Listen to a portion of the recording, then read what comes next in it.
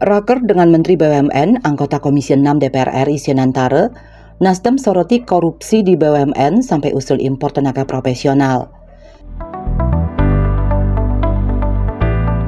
Komisi 6 DPR RI menggelar rapat kerja bersama Kementerian Badan Usaha Milik Negara BUMN dengan agenda pembahasan laporan keuangan tahun anggaran 2024 serta rencana kerja pemerintah RKP dan rencana kerja dan anggaran RKA untuk tahun anggaran 2026. Rapat ini memunculkan sejumlah catatan kritis dari anggota Dewan, salah satunya dari Insinyur Inenga Senantara, anggota Komisi 6 DPR RI dari Dapil Bali, fraksi Nasdem. Senantara menyampaikan apresiasi atas capaian positif kinerja Kementerian BUMN selama tahun 2024. Namun ia tak menutup mata terhadap persoalan serius yang terus menghantui BUMN, yakni korupsi yang nyaris menjadi penyakit kronis. Ia juga menyatakan dukungannya terhadap alokasi anggaran untuk Kementerian BUMN yang mencapai 604 miliar rupiah. Bahkan jika diajukan lebih pun tetap didukung. Namun di sisi lain Senantara menilai penganggaran besar itu harus disertai dengan upaya serius memberantas korupsi. Pertama tentu saya apresiasi atas kinerja Menteri BUMN sepanjang tahun 2024. Sangat positif pertumbuhannya. Walaupun perlu ada perbaikan-perbaikan. Yang kedua, saya dari fraksi Nasdem tentu setuju apa yang diharapkan anggaran sejumlah 600 ya. Bahkan sampai 1 pun kita setuju. Karena kita tahu BUMN penopang APBN. Tanpa BUMN tentu APBN kita akan minus terus. Nah, tetapi catatan khusus buat BUMN. Ini barangkali ya bahasa klasiknya. Hampir semua BUMN ada korupsinya. Semua, tidak terkecuali.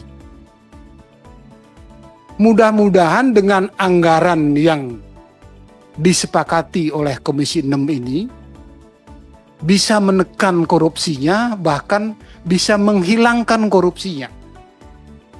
Karena sepanjang sejarah sampai tahun ini korupsi di plat merah itu selalu terjadi.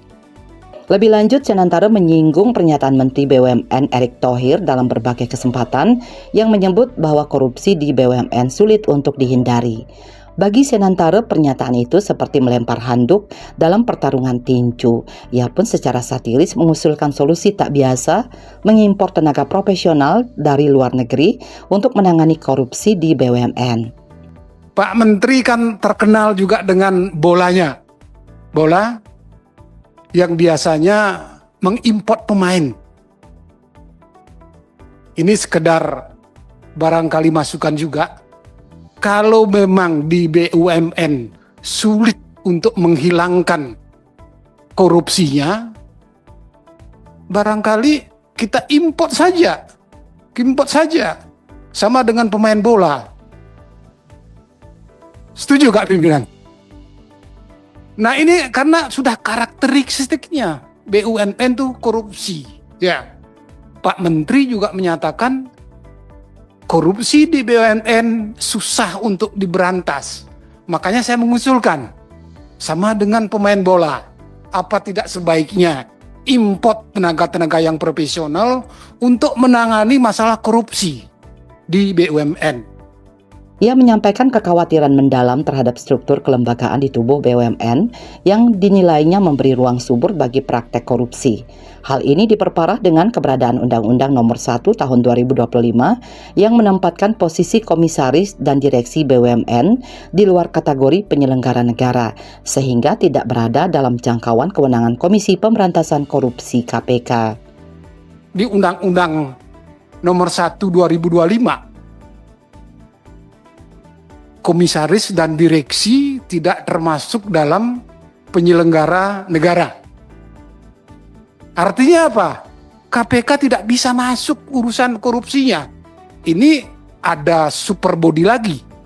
Di BUMN ada super body. Dengan menggunakan Undang-Undang Nomor 1 Tahun 2025, KPK-nya juga super body. Nanti kita khawatir super body berperang dengan super body, negara kita akan menjadi hancur. Nanti mohon penjelasan Pak Menteri, kenapa ada bahasa bahwa komisaris dan direksi BUMN tidak termasuk dalam penyelenggara negara. Padahal secara garis besar yang dikelola itu kan uangnya negara. Tapi tidak dimasukkan dalam penyelenggara negara sehingga KPK tidak masuk ke ranah hukumnya. Bali 1 mengabarkan.